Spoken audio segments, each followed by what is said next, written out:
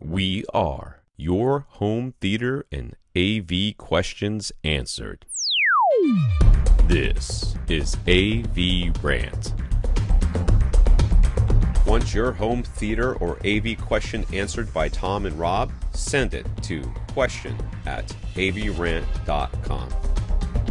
Welcome to AVRant. I'm Tom Andry, and I'm here with Rob H. Mark. We have some mock-ups here, I guess we're going to be seeing. Yep, we saw these a week or two ago, but just as a reminder. Here they are. So he's got some clarification points here. Anyways, he's not anti-black bar, which it took me a while to remember what the heck he was talking about. Talking about the bars on the top and the bottom of a screen when you're watching 2.35:1 content. That's right. He's anti-cinemascope content being smaller than 16:9 content. So he's willing to watch 2.35:1 content with black bars. He just wants it to be wider than the regular 16:9 content. Okay, so that's what he wants. That's right. Fine. You do you, man. His plan is to go with a silver ticket screen to keep the price down, and he figured the vast majority of the time he'll either be watching regular 16:9 or 2.35:1. So the simplest masking you could think of was one piece of black fabric that would simply hang down to cover the top portion of the screen. Then for those few occasions when he wants to watch IMAX content, he could pin up the masking fabric to have the entire huge IMAX screen available. He really likes the idea of being able to easily switch between these three image size setups. He looked into the Panasonic projector that we recommended last week, the AE8000. He discovered that it has a motorized zoom and it has motorized focus, but the physical lens shift is manual. So you can, however, shift the entire image up or down digitally, and that feature is part of the lens memory with the quick access button. So would this work for his setup?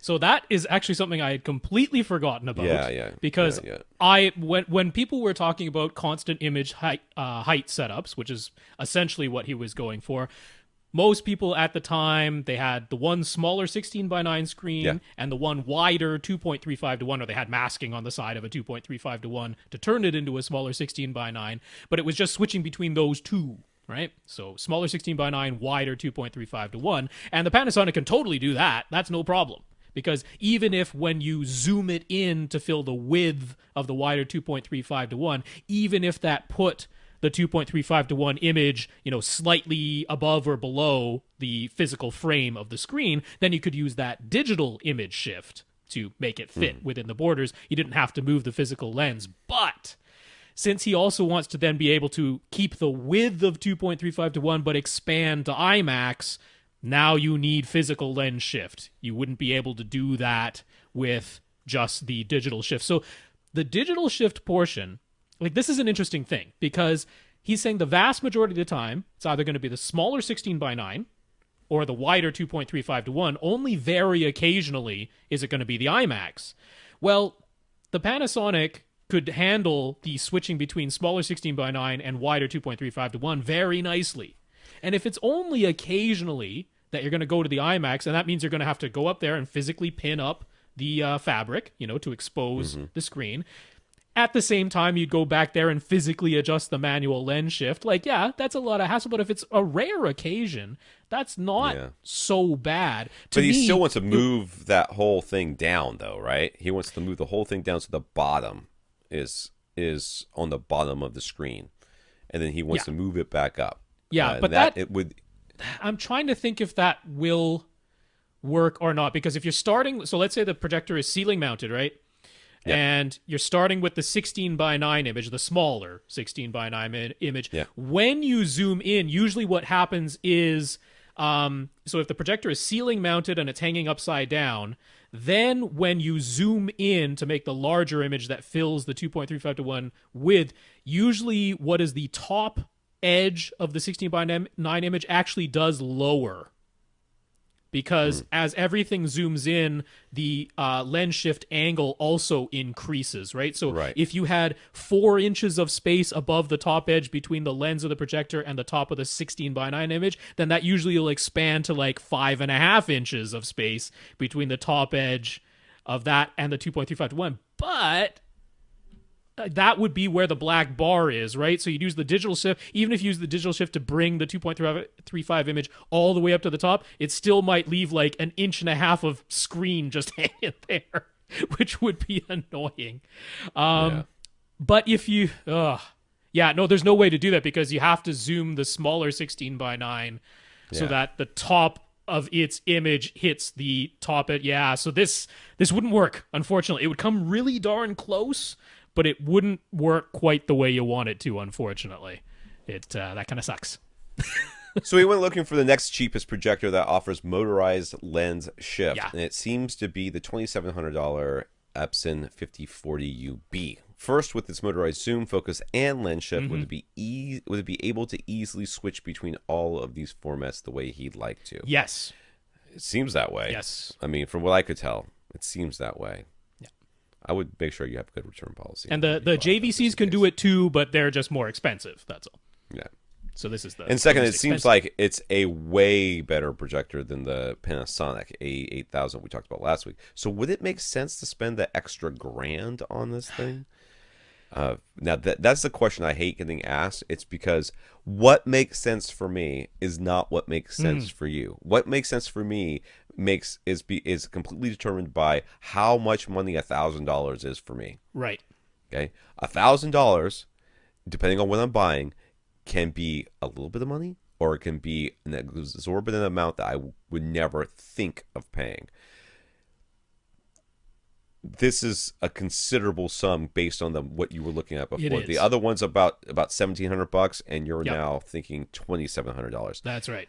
Just to do this little zoomy thingy that you're talking about. But it isn't just the zoomy thingy. It does. I know, but that is what drove this whole thing there. Right. Yes, you might like, I want to have a car that can drive 200 miles an hour.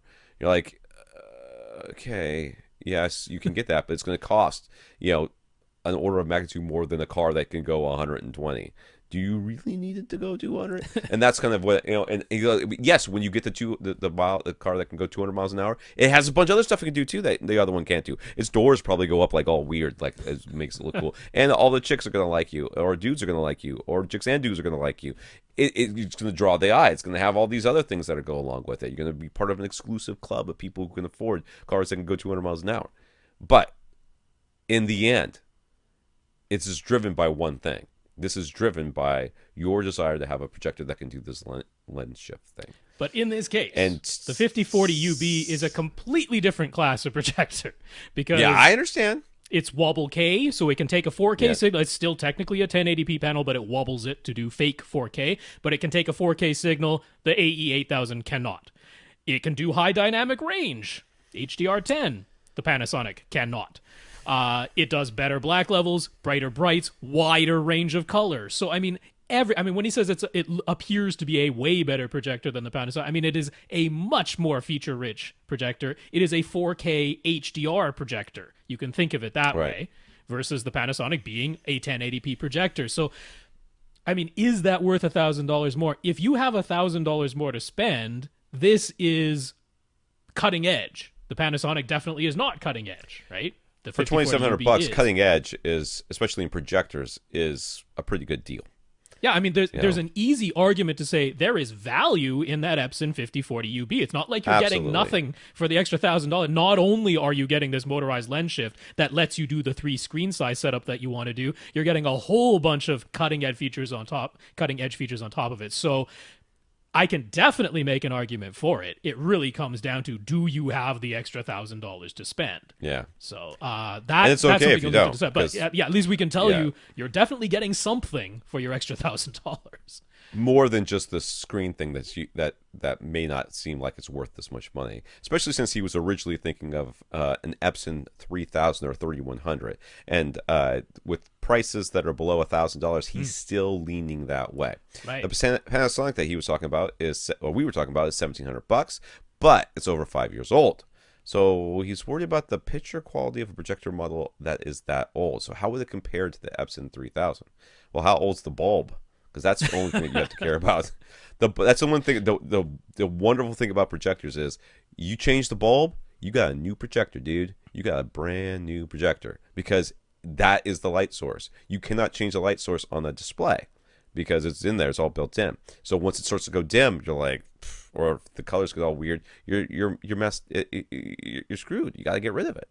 Well, that's not the case. On top of that, though, that Panasonic remains within the ultra black family. Yeah. And they are a different class of projector than where the Epson 3000 and 3100 are. Those are, I wouldn't call them entry level, but they're like what do they call them? Like living room projectors. You know, they're almost expected to be used with maybe a little, if not a little bit of ambient light, certainly not like a fully blacked out room. They're like, yeah, you're going to have light colored walls. You're going to have some ambient light by virtue of light comes off the screen, reflects off your light colored walls, gets back onto the screen. So the black levels on the Panasonic, even though it's 5 years old, the black levels are actually blacker than the Epson 3000 or 3100. The 3100 is a little bit brighter because it's one of those sort of light cannon models, but the Panasonic is no slouch when it comes to bright light output. 2400 lumens from that Panasonic. So it can get very bright. It actually still has better black levels. It has a dynamic iris, so you get the the greater range between dark and light with the dynamic iris that the 3000 and 3100 have. So I wouldn't reject the Panasonic because of picture quality. I think you're still getting a picture quality improvement over the 3000. There's going to be other advantages too that you're not really going to know about until you get the projector in your room. Things like how loud the projector is. Right. Yeah, that Panasonic is very quiet. Noise. It's very quiet. Yeah, the Epson, I can guarantee you that Epson's not going to be quiet. It's not going to be loud. The 3000, the 5040 is nice and quiet. But the 3000 is not going to be. I mean, the one you're actually looking at, but it's going to be audible. You're going to hear it. It's going to make noise. Yeah. Okay. But now we're talking about going from like $850, $900 to potentially $2,700. That's a huge gap in price. Yeah, it's huge. So it is really tough. Yeah, this is You're going to have to answer this question. We're just giving you the information. But I do have to say, given that Panasonic, I was thinking that lens memory would be a big benefit. You could probably get away with the small 16:9 to 2.35 to 1. You probably wouldn't notice the small area of lens shift that you might need because your masking could cover that, right? So that it might still be considerably more convenient, but you're talking a good $800 more just for that. And like I say, I still think the picture quality of the Panasonic is still an upgrade, but it's almost harder for me to make the argument for the Panasonic now than it is to go whole hog and get the 5040 UV because the 5040 This is how you end up with a house full of speakers. This is how it happens. This is how we spend other people's money. It's so much easier than my own. I know, this is the rabbit hole that we end up sometimes falling down. You're like, listen, I wanted to do this one thing, and this projector that's really cheap can't do it. How much do I have to spend to get it? Well, you can spend this much and get most of it, or you can spend this much and get all of it. Plus, you get all these other great things. Like, it's hard, dude. It's really, really hard. Yeah. And it's going to be a hard decision that only you can make because you're the one that's going to have to live with this thing. But if you're using that, you could literally buy 2 projectors. You realize that, right? You could buy 2 of the 3100 or whatever it is. That's true. Set up one of them for the small 16:9 and the other for the full width. Yeah. You could buy 3. Could you buy 3 of them and still spend less? Right? Because he's going 3 different image sizes. Well, if you're going to get 3, if you're going to get 3, get the 5040 because there's no reason to get 3 3000s versus one 5040. That doesn't make sense. But 2, you're right. You could get 2 Epson 3000s and set them up for different. Both. Yeah. That actually would be ridiculous. Is possible. Kind of makes sense. It's starting to make the kind of sense that I don't like to make with this thing.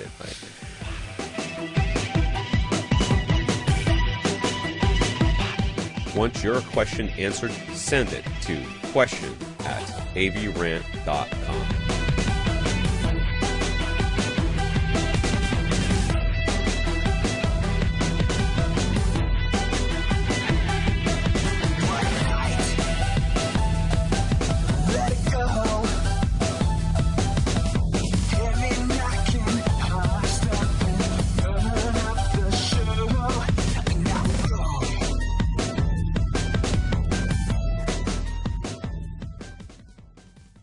This is AVRant.